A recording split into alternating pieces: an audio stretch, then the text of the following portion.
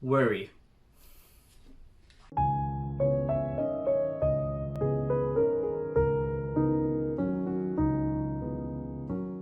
I don't know about you, but sometimes I overthink things, and as a result, I worry. And when I worry, I'm paralyzed. I can't do anything.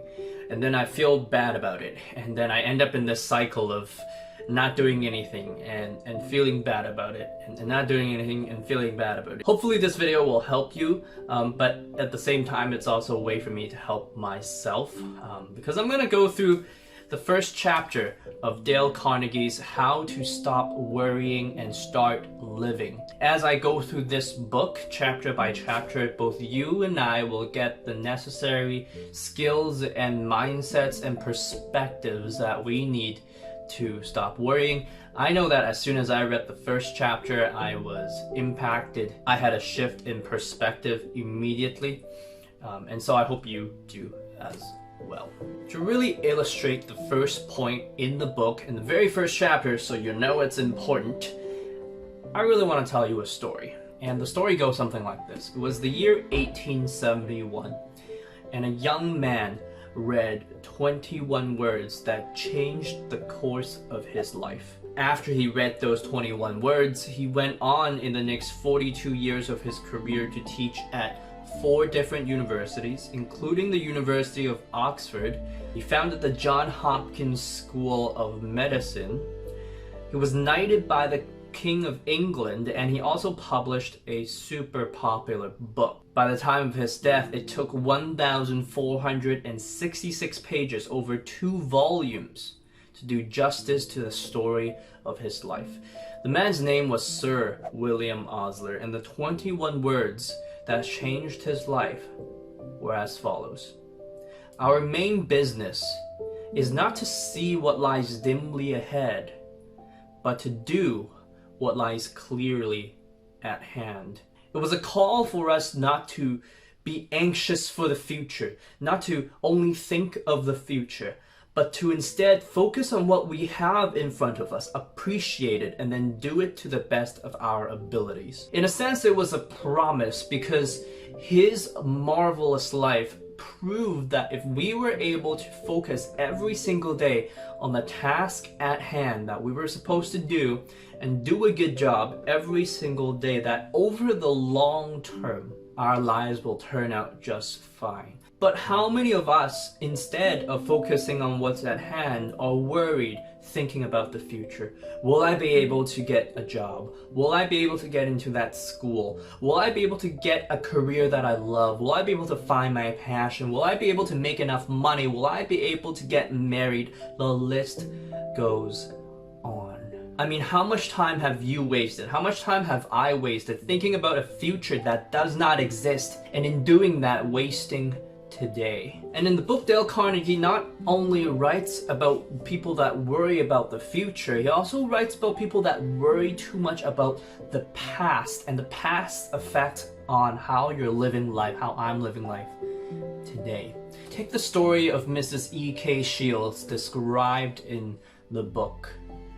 She was driven to the brink of despair in 1937 after losing her husband. She had to take up a job again, but she was lonely and discouraged and even contemplated suicide. She was afraid that she wouldn't be able to put food on the table. She was afraid she wouldn't be able to pay rent. She was afraid that she wouldn't be able to make her car payments. The only reason that she did not commit suicide was because she did not have enough money to cover her funeral expenses, and she was afraid that she would have to trouble her sister for the money. That was the place, mentally and physically, that she was at. And this was until she came across an article that changed her life. I mean, this article had a quote that she would remember every single day for the rest of her life. This was a quote that she plastered on her dashboard so she could see it in the car every single day. And the quote read this: "Every day is a new life to the wise man."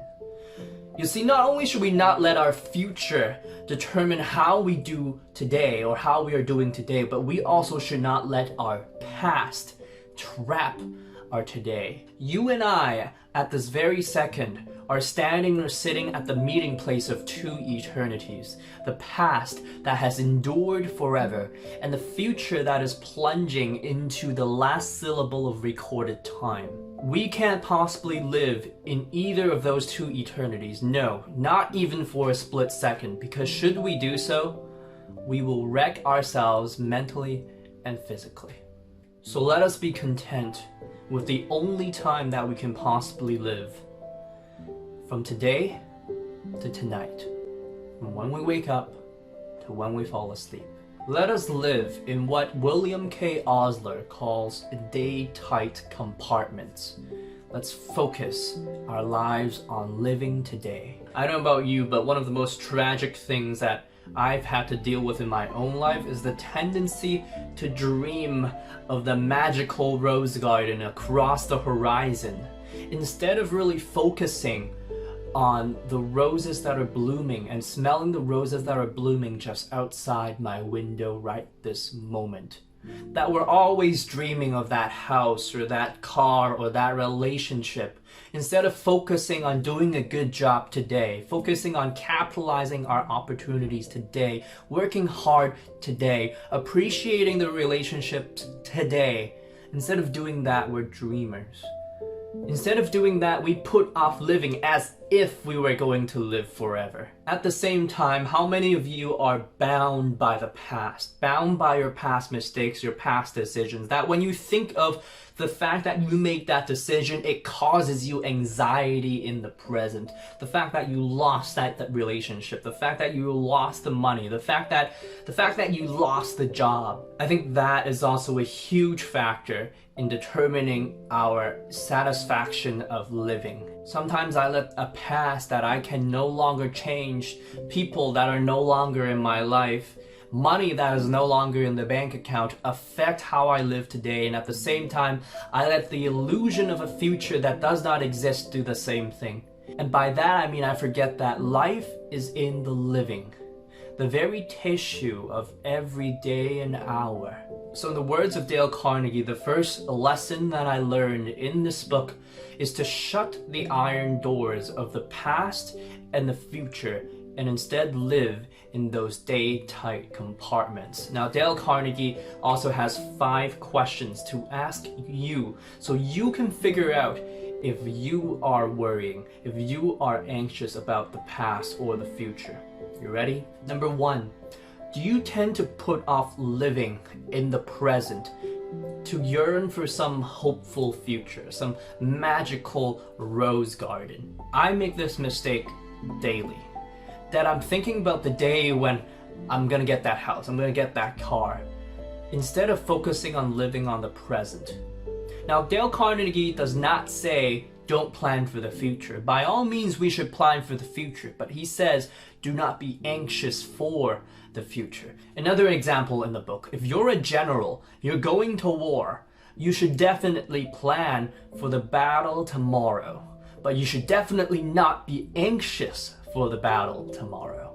So do you worry for the future? Number 2, do you embitter things that happened in the past? Are you affected negatively by things that happened in the past? Things that are gone and over with, that cannot be changed anymore.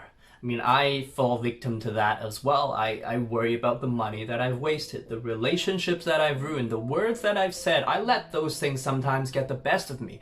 And in thinking about those things, again, I'm paralyzed by worry.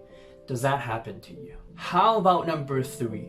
Do you wake up every morning to seize the day, to make the most out of the next 24 hours? I know I don't. Sometimes I waste a lot of time. Could you imagine how much you could accomplish if you lived to your potential every single day? And then number 4, do you think living in day-tight compartments could help you in any way? That if you could shut off the iron doors of the past and of the future, do you think you could be happier? I certainly could. And that's why I'm making this video today, to ask you the 5th and final question.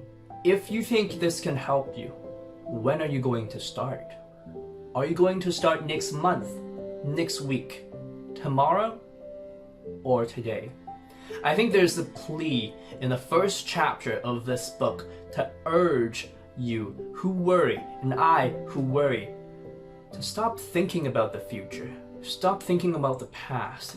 Let the past bury its dead, and let the present that you live in create your future tomorrow. I think that's my takeaway from chapter 1. Hope you learned in this video, and if you like this video, if you enjoyed this video and you want me to do another video on chapter 2, chapter 3, chapter 4 of the book, be sure to like this video and subscribe to my channel, because my hope is that this book can help you on your journey to stop worrying and start living. Peace.